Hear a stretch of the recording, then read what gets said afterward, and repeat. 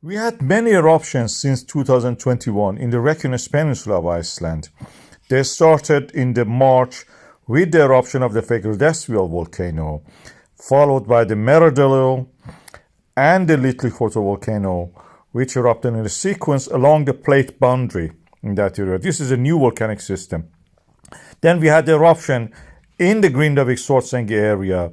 First one and the second one, which actually invaded one of the defensive walls, and the third one just in February, which surrounded the Svartsengi Blue Lagoon geothermal power plant and the spa, and caused the cutting of the road, bursting of the pipes, and damage to the infrastructure in that area, which caused delays in the delivery of the electricity power and hot water for maintaining of the structures, including the roads there.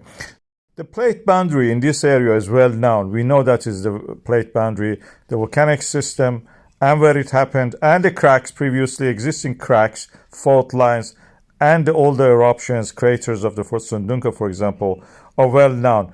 We can use this knowledge to actually, for the future, develop a method and mitigation plan to actually stop the damage to the town of the Grindavík and the assets that we have there, including the geothermal power plant, Blue Lagoon spa, the road which is connecting the area.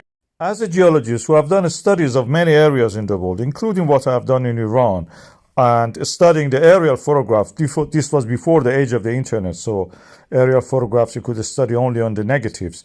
I have encountered a lot of structures like this, what you see now in this Google image, that has been built by the Iranians over thousands of years to stop the fluids, in this case water, flood water, and being wasted, gone to the lowlands. They use these berms or walls to store and feed the underground,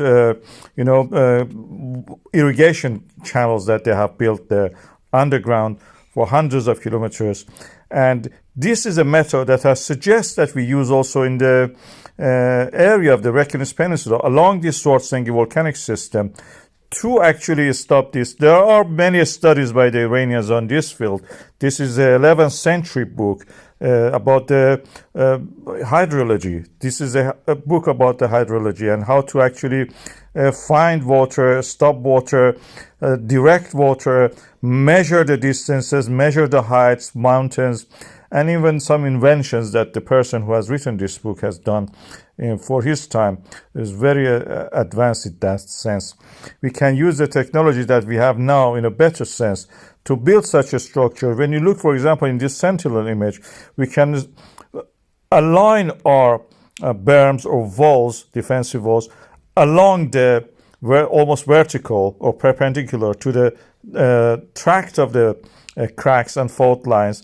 Each one of these will stop any of these eruptions which happen along its course, and then we can direct them to go around the town of the Grindavík, those areas that actually can be stopped, directing and trapping the lava in between the two highlands of the Thorbjörn Svartsengi and the one to the lowest east, toward the southeast, lowest part of the right side. And then the central parts of the town which is damaged, I suggest be kept as an open-air museum. It should be abandoned. You cannot do safely things there. It can be a tourist attraction on its own, the first on its own. And the parts that we are abandoning, we can build them around these two areas, to the east and the west of the town, and use the harbor in the middle as the fishing for the fishing industry, for the companies who have the. This is a plan, of course. We have to study the contours. I've tried to do as much as I can by studying these satellite images. This is a suggestion I make to actually save the Grindavík. This is for saving the town.